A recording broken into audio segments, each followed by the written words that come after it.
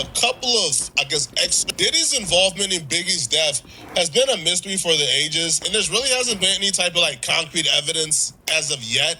Now, Rolling Stone did do their best job to suggest that Diddy got Biggie killed without actually saying it. In their new Diddy hit piece, they with information they've been had, which is fake as hell, but we gonna go ahead and watch the video.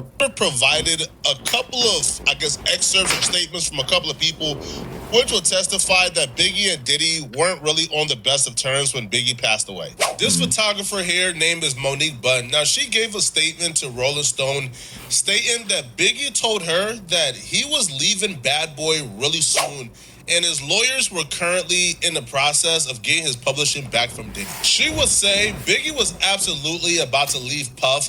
I know for a fact because he told me that. And another source would actually confirm that and says everybody wanted to leave Puffy. Everybody leaves him.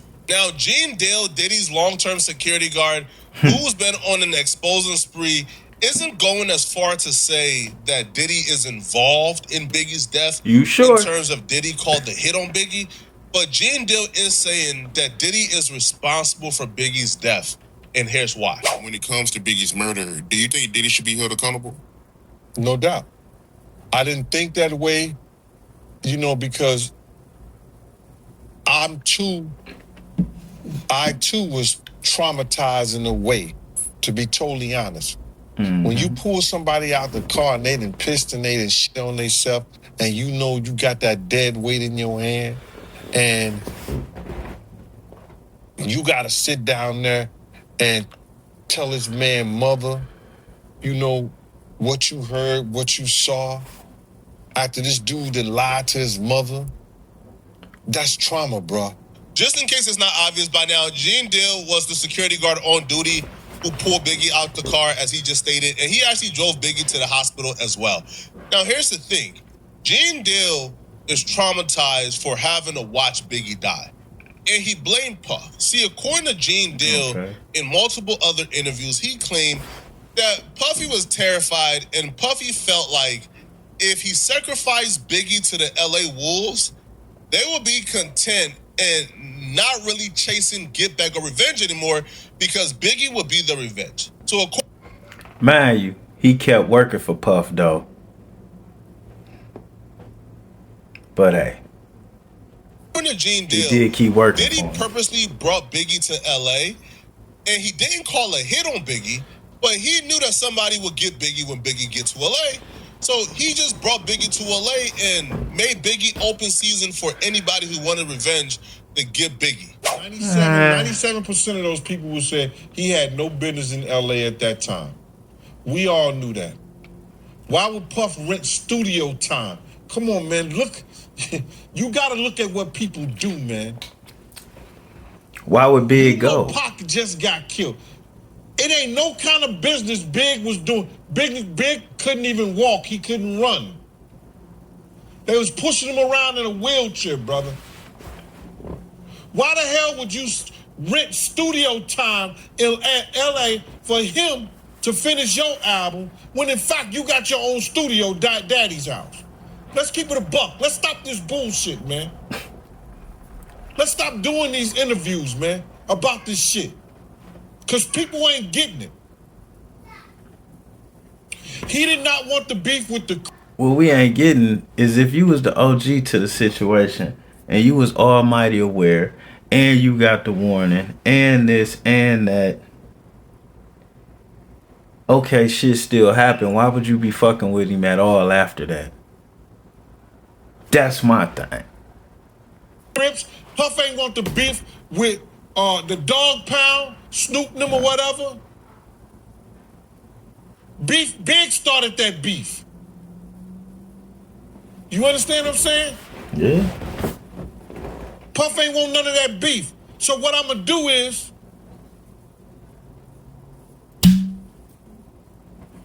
y'all want the sheep? I'm gonna put them out the pasture. Catch them if you can. If you got that wolf in you, catch them if you can. That's why the Monique Bunn statement is so important, because this time last year, when a lot of us heard that particular theory, we said, well, that's dumb. Like, that's just stupid. Like, why would Diddy want Biggie dead when Biggie was Diddy's biggest artist, when Biggie was making Diddy millions of dollars. Well, when Monique Bunn gave a statement saying that Biggie was on his way out of Bad Boy, when Biggie was leaving Diddy and getting his publishing back, well, that lends a hand to that theory. Regardless of not if we believe it or not, it still helps the theory, because then the theory would be, well, Biggie was leaving Bad Boy anyway. And if Diddy thought, yo, these West Coast dudes, you know, who is in a city that I stay, is either going to get my blood or Biggie blood. They're going to need revenge for Tupac's death. So Diddy threw Biggie to the wolves and kind of sacrificed him. Now, Gene Deal would even double down on that theory and stated that he believes that Diddy is responsible because Diddy not only went out of his way to bring Biggie to LA, even though Biggie was reluctant, he brought Biggie to LA and then gave Biggie minimal security. He's responsible for not having enough security. He's responsible for having Big there. He's responsible for not listening to security by telling them, if we go to this party. All right, look, y'all know how I do it on this channel. It's only so much of the bullshit I can take. Now, do I agree that Puffy set the atmosphere for that shit to happen? Yeah. Do I think that Puffy was a slime bag? Yeah. Do I think Puffy was responsible? Yeah. But Bad Boy is an imprint. And if I ain't mistaken, I think Air still was their parent company. Like, dig this here.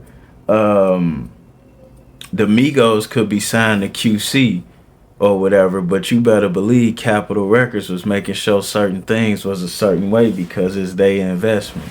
With that being said, I can see how this could have been orchestrated. Shit, I thought Puffy was a piece of shit up until about 2014, 2015. You know what I'm saying? And all of these years, all of these same big people, this nigga included, been saying he's a decent guy. He probably started saying Puffy was a bad guy, you know, in the early 2000s. You know, around that Proactive time. He came out when Puffy went broke the first time with his stories. And everybody been singing his praise and sucking his socks. And now when I started thinking like, okay, maybe this nigga ain't so bad. When I started thinking he cool, now y'all saying he a horrible motherfucker. But y'all been watching this nigga be horrible. This information that this motherfucker telling right now been known.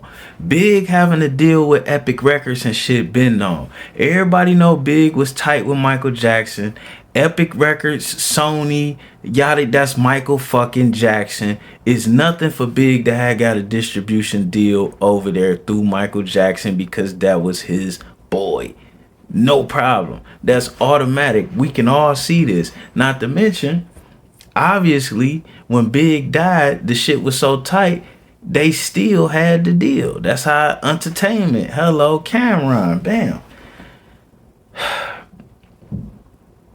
Do I think Puff could have set them elements? Yeah. And all of these years, all y'all been making excuses and shit saying that he didn't. And now y'all want to say it's whatever. But like, yo, to sit here and say Puff is wrong is kind of foul because y'all encourage these young niggas to do all this same shit. All these young rappers, if they ain't doing what y'all accusing Puff of, then they can't even have a motherfucking career. If they ain't setting up their homies, you know what I'm saying? On one hand, it's free YNW Melly, and on the other hand, it's motherfucking Puff wrong for hitting Big. Like, and let's be clear, we see how this game go. Motherfuckers doing all type of shit that's trying to leave them. They putting their paperwork out. They trying to ruin them, trying to fuck their baby mama, trying to kill them. This is business as fucking usual. So for us to be so outraged because it's Big is ridiculous, especially seeing how this shit is 30 years old and it wasn't no investigation and what went on with Biggie because it was clear what the fuck happened. That's a problem. And then while we sitting here defending Biggie, let's not forget he was known for beating the shit out of a bitch back then. So, and he beat the shit out of a bitch in a hotel, you know what I'm saying? Or two. So with that being said, Is it wrong to beat your bitch while you in a towel in a hotel? Or is it not? Because we damn sure excusing the fact that Biggie did that shit. You ask me, man, I honestly think all of them niggas was homosexuals. Biggie, Mr. C, Diddy, I think they all was motherfucking low-key fun boys. Cam told you when he went to rap for Big had 2 chicks in the bed getting service. I'm a freaky nigga, but I'm not about to have a conversation with another man while I get taken care of. He gonna have to wait. But that's just me. So you ask me, everybody been doing some old flagrant foul type of shit, you know what I'm saying? But that just is what it is. And everybody been testing and tempting everybody. You ask me, bringing another man in the room while you got 2 females in the bed with you and he ain't about to join in the festivities, that sound like a test to me. I could be wrong, and we all listening to these stories, picking out the shit we want to hear. What I hear is a whole lot of fun, fake faggotry activity, and we out. And if Diddy did have something to do with Biggie getting murdered and shit, you can't be saying he wrong and then put any of these rapper CDs on, especially this new generation. They fucking known for killing their homies or people in their crew. Is on Monday they all one gang. On Tuesday they 2 different gangs. On Wednesday they 2 different gangs with 4 different sets inside each gang that don't get along with individual sets inside the same gang, but friends with the opposing gang. It's very fucking confusing if you ask me. Very motherfucking confusing. But I'm gonna stay out of that shit. You know what I'm saying? We out.